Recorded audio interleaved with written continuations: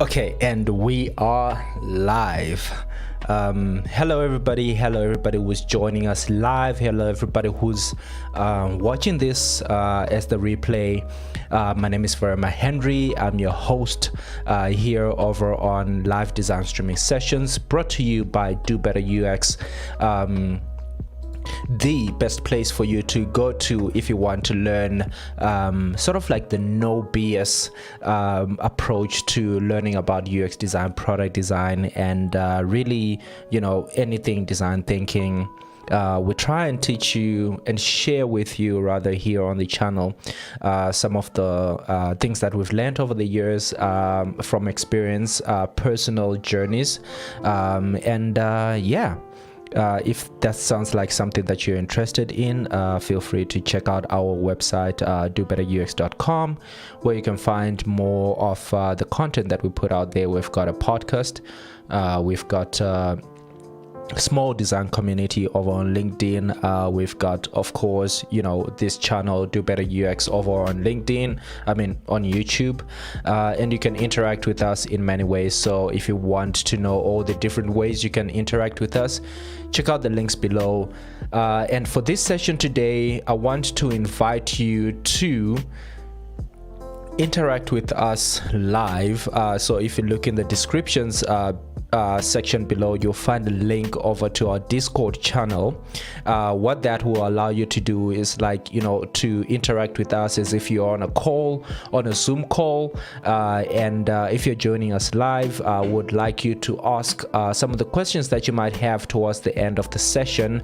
I will break and take some questions, read questions from the chat, as well as allow anybody who is in the Discord channel to ask questions live as well. So if you would like to, if you think you would like to ask questions later on within the session, and you'd like to do that, in voice, not only in text, obviously you can interact with us via text here on YouTube, but would like to hear your voice, possibly see your face as well over on our Discord. So please do join us. I've dropped the link to our Discord channel below, and you can catch us there if you'd like to ask questions in person. This is something that I'm testing out and seeing out if people actually want to interact with us live on the show and want to be featured as well.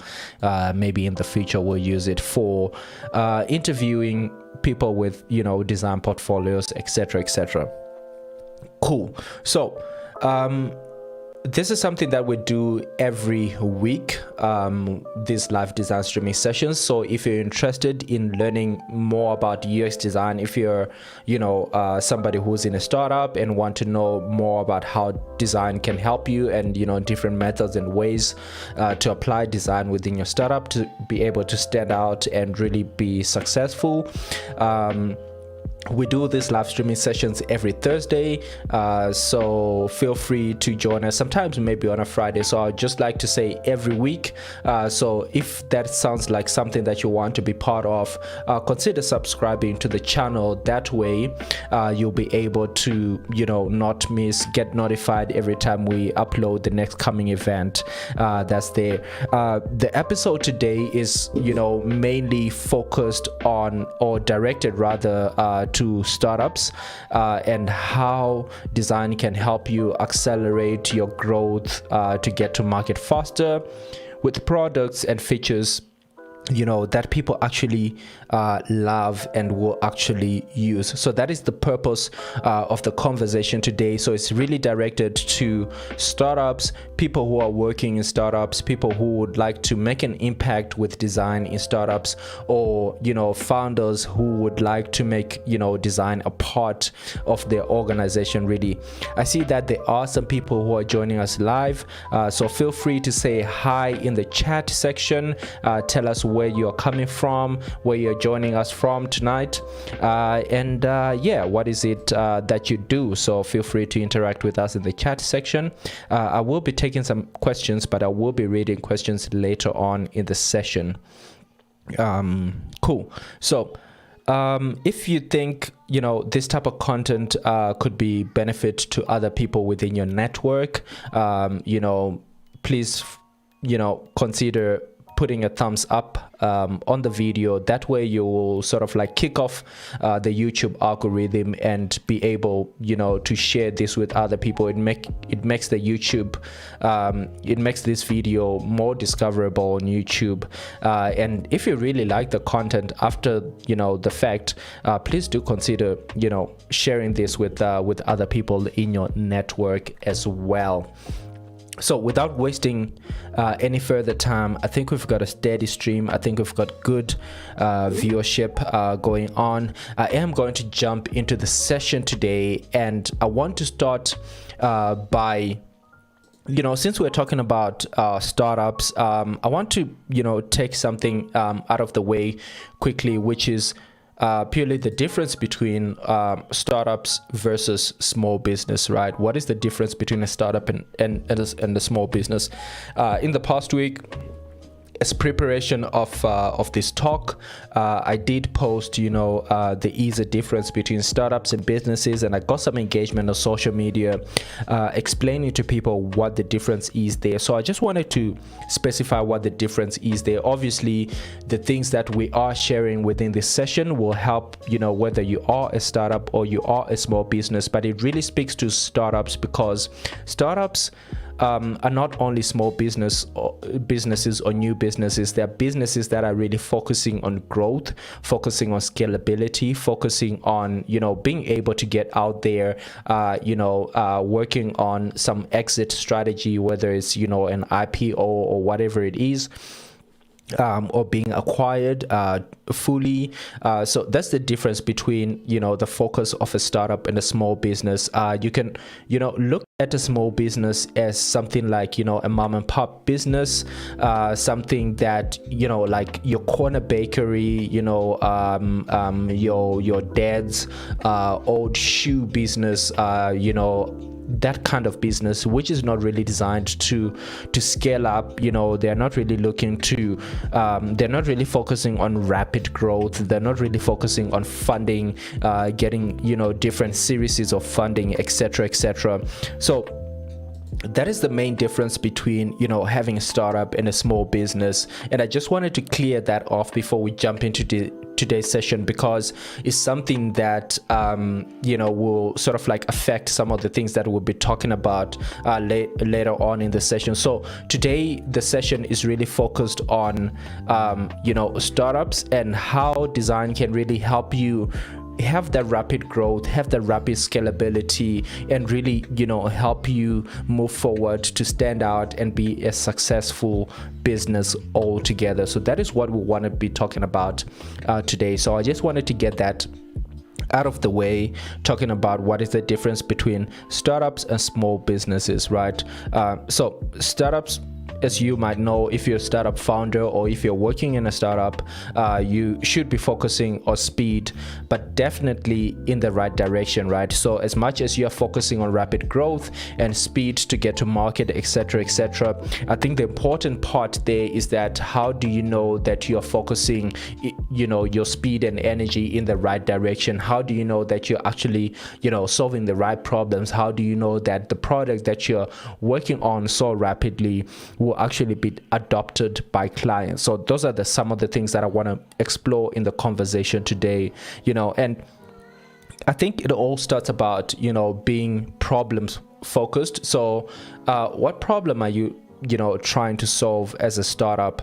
Are you starting your startup because you're actually trying to solve a problem, or are you just trying to fix an itch, right?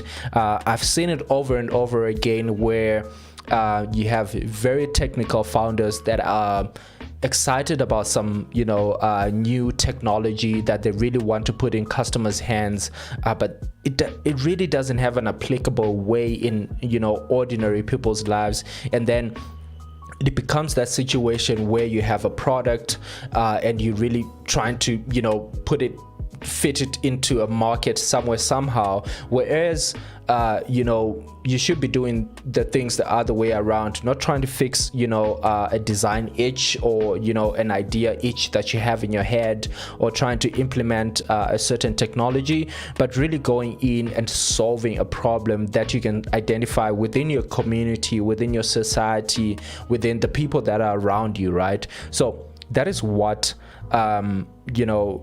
design really helps you do, really be able to focus in the right direction, so that when you're going in there with speed, you're really able to focus on the right thing, solving on the right problem that your product, because that is the only way you can guarantee, right, that your product will actually be used by people. Because think about it, everything that you use is trying to solve something in your life, right? If you're watching Netflix, you're trying to solve the fact that you might be bored or you need a little bit of entertainment. If you're using Uber, you're trying to solve a transport and time convenience thing. Instead of you going to the side of the road looking for a taxi, you can just e-hail a taxi and it's right in front of you. So each and every product right out there, especially the most successful ones, really are focusing on a specific problem and just throwing everything that they can at that specific problem that you're solving. So it is really about solving a problem and not fixing an itch. I've seen a lot of founders who have come up with ideas that would be perfect in their world, but you're really not creating products for yourself. You're creating products for a market, and you want to reach hundreds and thousands of people, not just a couple of people, unless if your product is very niche and you want to reach maybe only a couple of hundred of people. In that way, it has to be very specific and very focused and very targeted to that group of special users. So that's what businesses should sort of like focus on when they are getting into any product design, really, and really getting into trying to solve any products and putting products into the market. Make sure that you're solving somebody's problem. Make sure that you're putting a product into the market there, not only to fix your personal itch, but actually have something that is feasible for people to use and something that people actually want to use. And the only way to get something that people want to actually use is to solve a problem, right, that they have. All the apps that I have on my phone, they're solving some sort of thing in my life. If it's not solving anything in my life, I don't have that app on my phone. And I guess this relates to a lot of people in the world as well. So yeah, startups are basically focusing on speed and growth and scalability. And I think the main thing is really about solving a problem. On if you're not trying to solve a problem, then your idea is really about fixing an itch or something else that is personal to you. I don't think there's a problem with that. I just think that the market is smaller, and you're probably not a startup. You're probably more of a small business if you're looking at a smaller market, etc., etc. So moving on onto the next part of the conversation, I want to talk a little bit about what is design and the definition of design. There's a lot of definitions on the internet. There's a lot of words that people use. A lot of people are being bombarded with UX, UI design, customer experience design, etc., etc.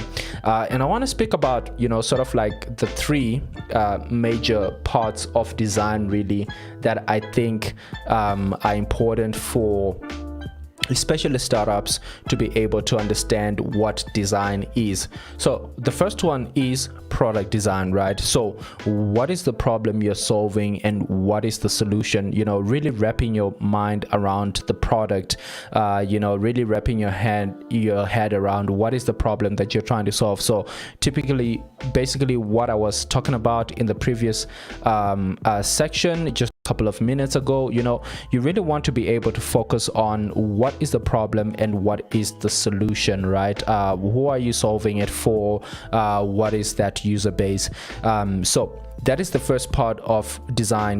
When you're looking at product design, you're probably looking more at what the would traditionally call project management, or being a product owner, being able to really build business requirement documents, etc., being able to figure out what is the problem we're trying to solve, how do you document that into features, etc. And there's really only one way to do this, and that is by speaking with your customers and finding out what is it that they need on any typical experience and any specific scenario that you're trying to solve. The next part that I want to talk about is interaction design, and this is really how it works. How is it using this specific thing, and most importantly for me is where is it being used, right? So we usually as much as we want to build solutions and digital products for a lot of people, even physical products as well, right? I mean, there are some startups that are focusing on physical products. I think one of the things that I usually see that is being left out by a lot of people is that how does this thing work? How will an individual actually interact with this thing? How is it being used? But I think most importantly is that how do people interact with this? What is the solution, the situation they use this in? So if you think about a specific app like LinkedIn or whatever it is, are people using it more on the go? Are they using it when they're sitting on the computer?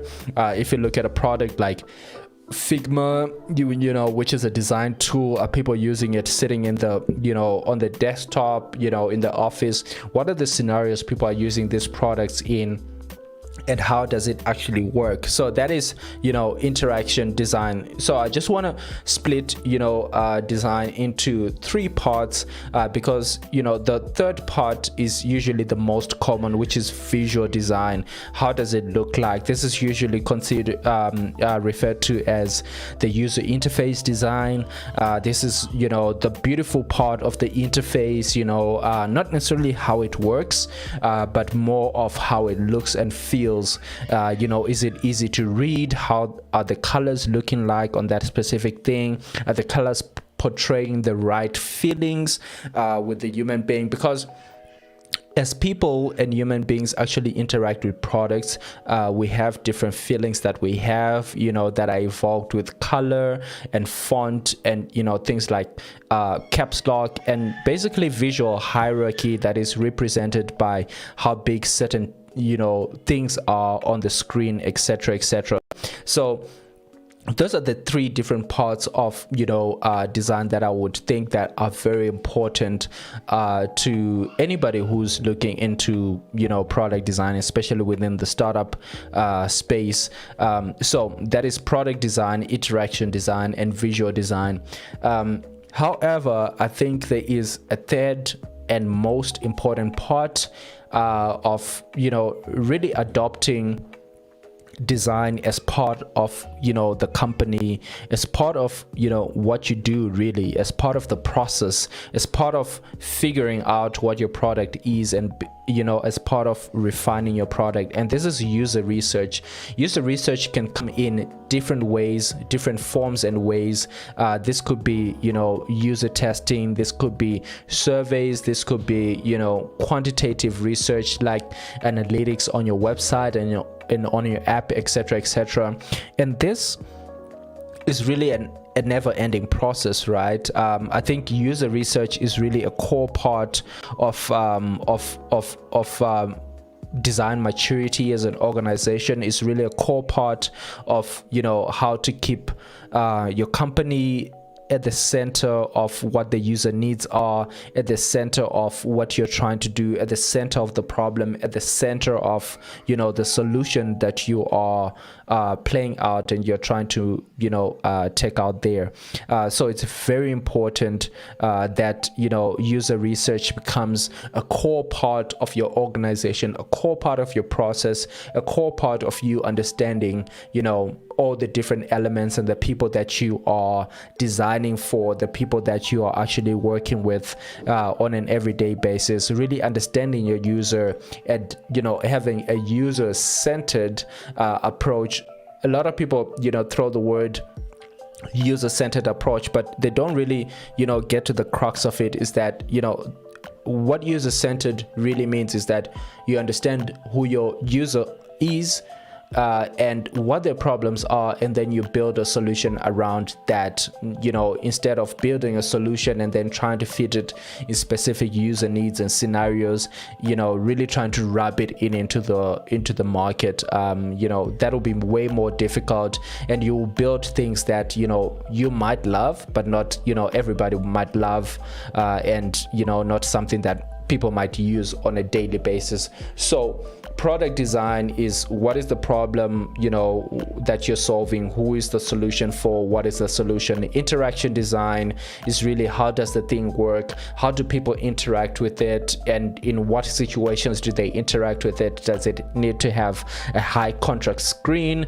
because people use it mainly outdoors in the sun? Does it have to have haptic feedbacks and not so much noise because people use it in libraries, whatever it is, right? Visual design is really how it looks and feels, how everything is put together, the thing that you look at, is it readable, how are the colors, is it portraying the right message and feelings, and the most important part about design, I think for me, is really that user research part, which is really should be your everyday ongoing thing, understanding the metrics that you're following, user engagement, onboarding. Why are people not onboarding? Why are they onboarding better? What strategy makes the onboarding better? What are the things that you can optimize, remove, add on, etc., etc.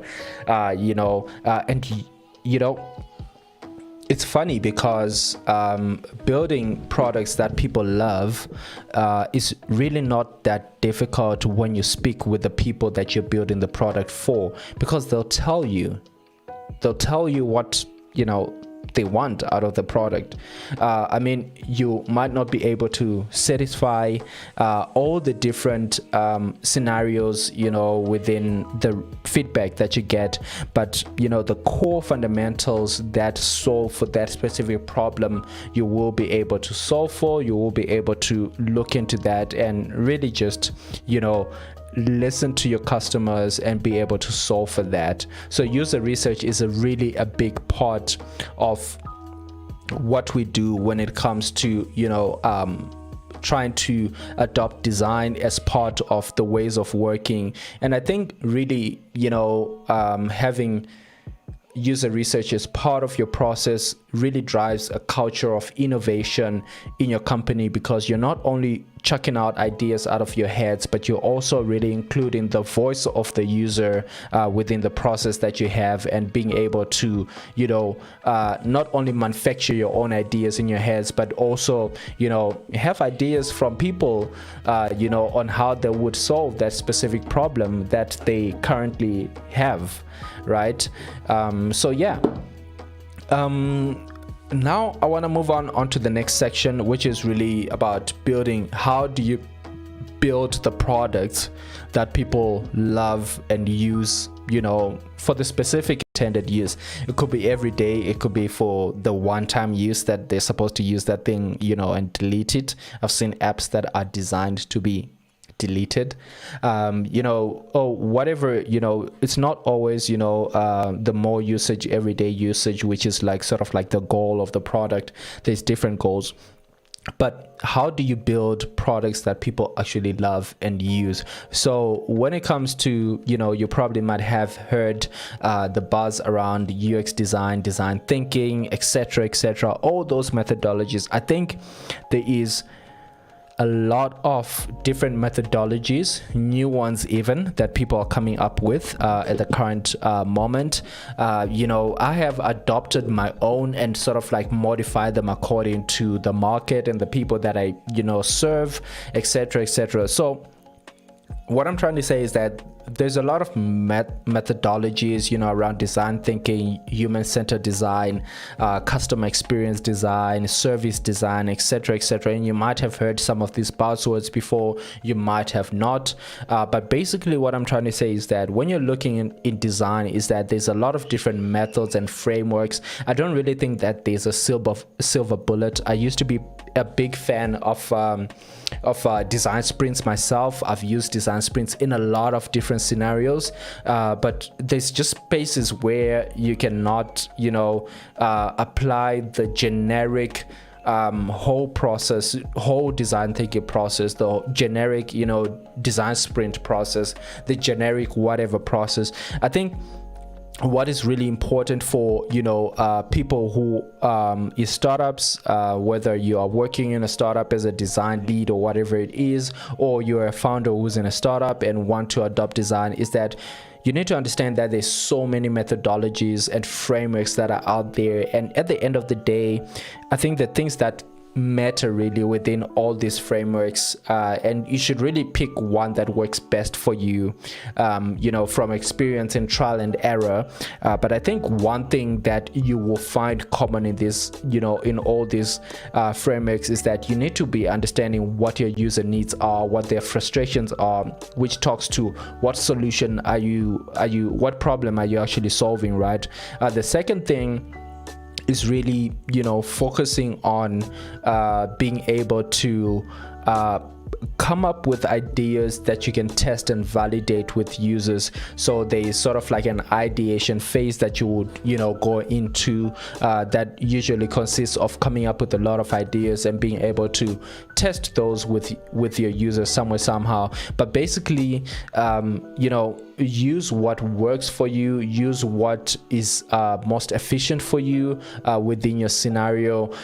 If you are working with an agency or a consultant or whatever it is, you might have better help around methodologies and things like that. But I want you to not be caught up in sort of like one methodology, or feel like if you're not doing the design thinking process from end to end, all the 5-6 steps, I'm not sure how many they are right now, then you're not doing something right. I think you can actually mix and match different activities from different things depending on what your need is. So you can pick some ideation methodologies that can help you sort of like ideate and come up with the ideas. You can pick up different methodologies that can help you do user research, do surveys, do usability testing, do A/B testing, etc., to sort of like validate your ideas. There's prototyping and other things that you can use as well. But then it's not all cast in stone, right? So don't look at any design thinking process out there or framework and think that is what you are actually supposed to follow. I don't think that there is one recipe that fits all. I think you really need to figure out the different activities in the different recipes, methods and frameworks, and really pick the different parts that work for you, whether you're more technical, whether you're somebody who's really more into digging out for that user research, etc., right? And really use that on the basis of focusing on solving for the user problem, right? And by speaking to the user, again, you'll be able to really unpack what the user needs are, what they're trying to do, what their motivations are, and how can you solve for that specific situation. So building products that people love and use is really based around asking them what is it that they would like. Does this work for them? Does this not work for them? A basic framework that I use when I'm doing usability testing and things like that is something that I've learned from old colleagues of mine, is that, what is it that you like? Those are the basic questions that you have to ask, after taking a user through a process. What is it that you liked? What is it that you didn't like? What is it that confused you? What is it that you think we can change? What is it that that you couldn't do, right? Those type of basic questions will help you spark a conversation and be able to check out different things from the users that you are interacting with. And if your business is not speaking to users yet, this is something that you need to start doing tomorrow or within the next week, literally, because you're really designing in the blind if you don't know how people are going to react to your product, right? And how you're going to move forward. So that really speaks to, how you build products that people want. Speak to your users, find out what is it that they're looking for, what is it their need are. Obviously, after coming up with a product that is really based on a problem, not just from a technology itch or a design itch or an idea itch that is sitting in your head, right? It's really based on there is a problem that a base of users has, and this is the solution that I'm trying to build. And then if you speak to that specific base of users, you'll be able to refine your solution. You'll be able to find out if the ideas of the solution that you have actually work for that specific base or not, and is it something that they would use as intended, whether it's on a daily basis, whether it's not on a daily basis, etc. So use what works for you when it comes to design thinking processes, design thinking practices, when it comes to frameworks, etc. Really explore and pick what works for you. I'm going to move on to the next part here. If you have any questions, please feel free to interact with us in the chat section. Drop your question there. If you're watching this after the live session, you can drop your questions in the comments. We'll be able to answer them. If you want to interact with us on this topic, even on a deeper level, feel free to engage with us over on our design community on LinkedIn. We've got a design community. If you search Do Better UX, actually you can just check out the links in the description below. That way you'll be able to find our website and all of the other interesting stuff. So moving on to the next one, I want to talk about how UX design actually helps you stand out and helps you get to market faster, right? So purely by understanding what your user needs are and what you're trying to solve for them, you have a good chance for you to actually be able to save a lot of time when it comes to putting a product in their hands, right? So you have less repeated work, sort of like less refinements, because you're trying to solve something and you have asked the users what is it that you're actually trying to solve. So you have the benefit by using some of these user experience strategies to be able to reduce waste in time and money by really understanding what your users needs are and prioritizing on what are the features will be the biggest impact to solve that specific problem. So instead of you taking out an MVP that has got tons of different types of features and things like that, you can really focus on the features that will directly solve the problems of your user when it comes to any specific scenario, because you'll be talking with your users as you're designing this.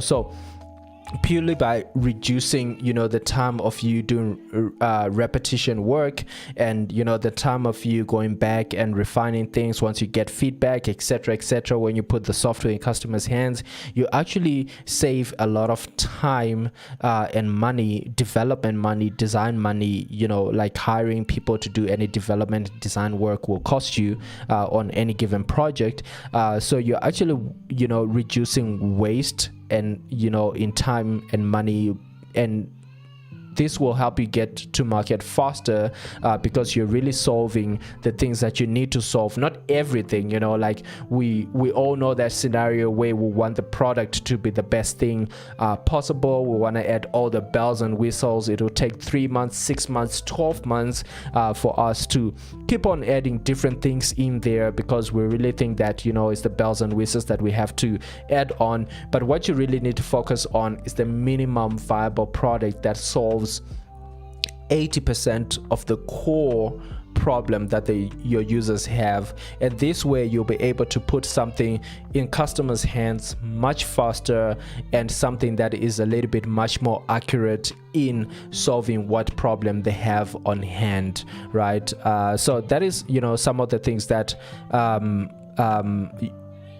design really helps you with, and usually this is really the biggest differentiator in most startups and most even big businesses and corporates that we see win versus startups that have really slow growth, and that could eventually run out of money and get out of business, because that is the biggest thing that we have as startups, is that we have a runway for us to be able to put a product in customers' hands, or the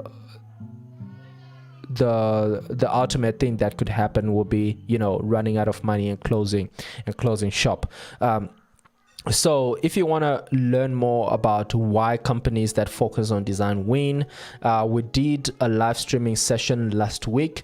You can find the link in the description below. If you want to check that out, we went into detail into how design really helps you get to market faster. We spoke about design maturity, what that means, and how companies that are really design mature win.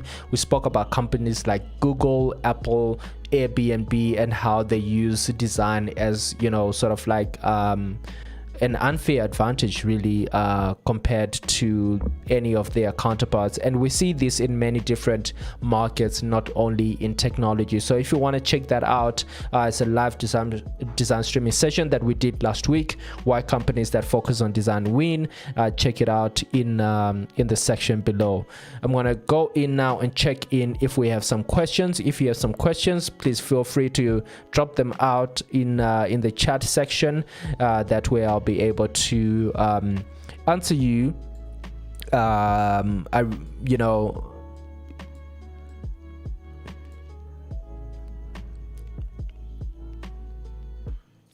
Okay, cool. So I'm just checking our Discord channel to see if any of you have joined us on Discord. I don't see any new people.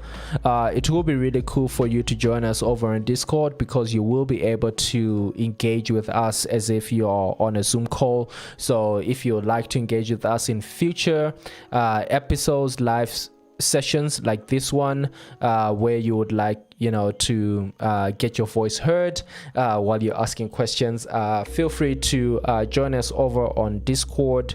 We've got a Discord channel that we sort of create a new room every week for that specific week's live design streaming session that we'll be having here on our YouTube channel. If you're just joining us, I see that the viewer count is going up a little bit. We have spoke about how design helps you get to market faster. We spoke about building products that people love and use. We spoke about really understanding UX design in 3 places, in product design, interaction design, and visual design, etc.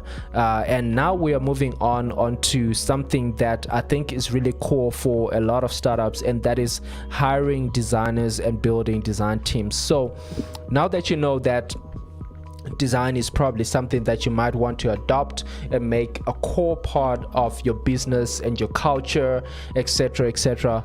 How do you actually hire designers? I think, this really speaks to design maturity, which is important for any organization, and making design part of your startup, especially in the earlier stages, can really create a culture of innovation and building products that solve people's problems, and that is directly equal to building products that people would want to use and will potentially love. I mean, if you sort of like tick all the boxes around visual design and interaction design, etc., etc., the thing solved the problem.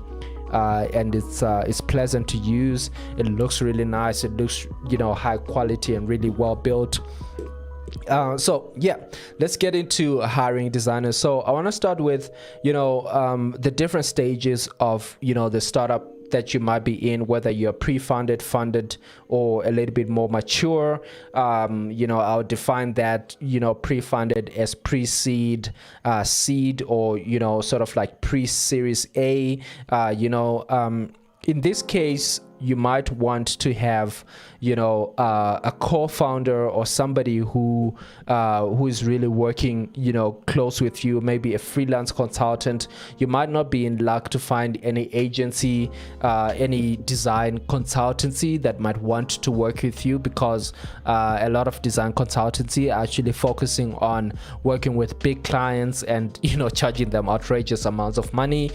So they are, clients that they're looking at is really big corporates. So you might not be in the favor of being able to afford a design consultancy. But if you're pre-funded, you're like pre-seed, in the seed phase, or pre-series A round, you probably want to look for somebody who has got the different aspects of product design, visual design, as well as interaction design. If you find somebody who can do that, which is most of the UX designers that I have seen out there, if that person can code and speak business too, then that is definitely somebody you want to be able to make a co-founder.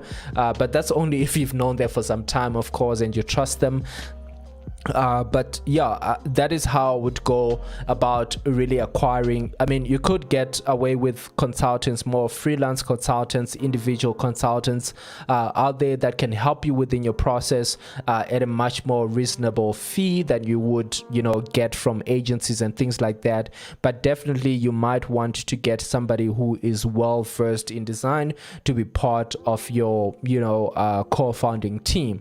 And moving on over to the next part, so if you are in funded, so for example, you are in, your series A round of funding, then you can consider, sort of like getting, a proper consulting house, maybe a proper consulting agency. Again, there'll be still a little bit steep, more than, sort of like accumulating a little bit of overhead and hiring a lead designer to be part of your team. So they might not be necessarily part of the co-founding team, but once you've founded, and once you've been founded, looking at people who are in series A, etc., you're probably looking at something that is a little bit more affordable.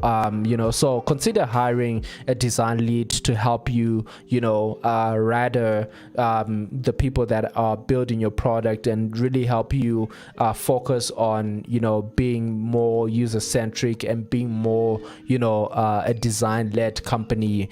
So you can get away with consulting again in a funded series A, or looking at hiring a design lead or a designer of some sort, but actually having them on your team, I think, is super important.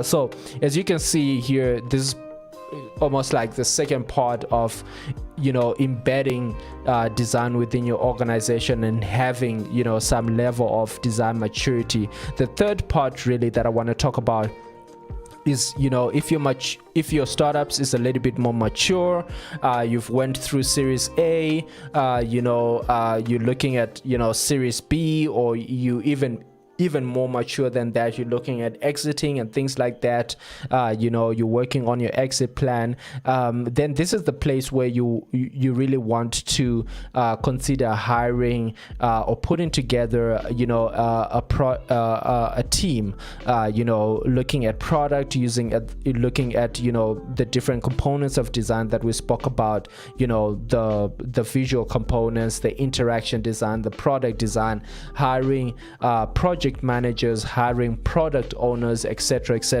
And at this point, if you're a mature startup and you have enough funding, in Series B, etc, or later, you are able to hire much bigger consulting firms to do this for you. But I think the way to do it really is to start building that understanding and capacity within your own team, and starting to grow the design capability of your organization, really advancing that design maturity that you have within your organization. So that is how I would go about on a very high level, by the way.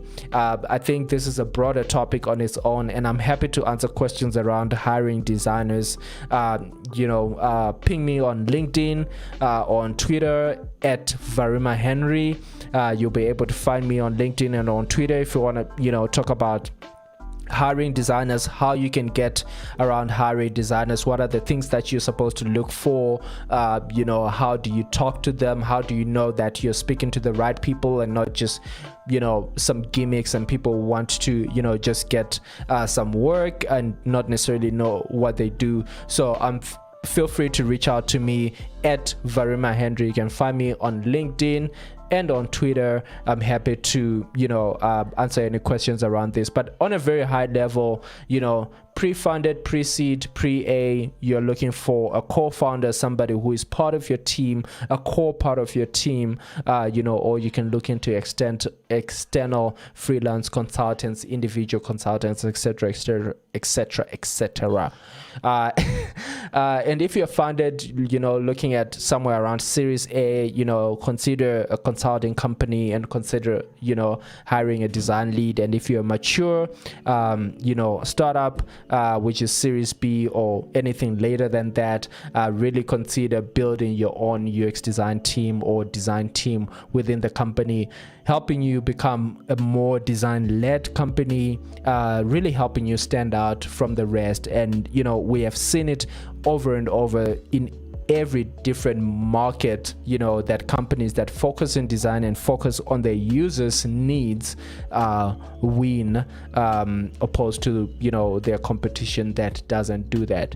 Again, we did a more in-depth live streaming last week around that. So if you're keen on finding out more about that, check out the link in the description below. You'll be able to find that series in there. So in closing, in wrapping up, really, I think design should be a core fundamental part of any startup that is out there. We see that companies that are more design mature, if you look at Uber, Airbnb, Google, Apple, etc., definitely trump the competition when it comes to user experience, a much more superior user experience, a much more superior products in general. So if you want your startup, your business to be successful, to be able to grow fast, to be able to grow quickly, to be able to have that rapid scalability and be able to really solve people's problems, if you want your startup to be the one that builds products that people love and actually use, then you need to make design a core fundamental part of your business in all these different ways that I have explained today. Focus on the different parts of the of design. Really, focus on understanding your users and what they're trying to achieve and building products around them, rather than building products and then trying to wrap it around your users, right? Your users already have experiences that have problems and flaws in them. You just need to find out how to solve those problems. And looking to hire, UX designers, that's a whole different topic. But if you're pre-funded, don't have money, basically consider looking for somebody who has experience in visual design, product design, interaction design. Most UX UI designers will have that skill set. Consider finding somebody that somebody that shares the same values with you, and consider making them a co-founder and part of your team. If you have been founded Series A, consider getting a consulting team on board.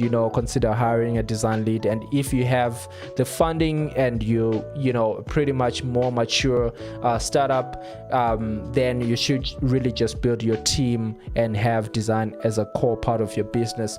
So that was my talk around design and startups, or rather how the role of design in startups, and the role that design plays in startups. And I think it's a really important one. It's a really important differentiator that helps startups stand out. Startups build better products than their competitors, really help startups realize that growth and scalability that they're looking for. By understanding your user needs, you're able to have a much more accurate sort of like shot every time you release features into the market, and having things that people actually want to use going forth. So that was my conversation today. I hope that it brought you some value. If you'd like to chat about this, and broaden the conversation, and maybe ask questions, feel free to join us over on our LinkedIn group. We've got a LinkedIn group called Do Better UX. There you'll be able to find other like-minded designers and startup owners, etc., people that you might be able to hire as well, people that might be able to help you with your design project or your startup, and I will be happy to answer any questions that you might have in that group. Again, the links are in the description below. You'll be able to find everything there. If you like the content that we've put out today, and you think that it brought you some value, and you think that it will bring other people value as well, please consider liking and subscribing. That's where you kick off the YouTube algorithm, and it will show this video to more people. If you'd like to check out any of our other content, head over to dobetterux.com, which is a central place where you can find everything that we put out on a weekly basis, really. So until the next one, until next week, I'm looking forward to seeing you again here. My name is Farima Henry, and I'm out.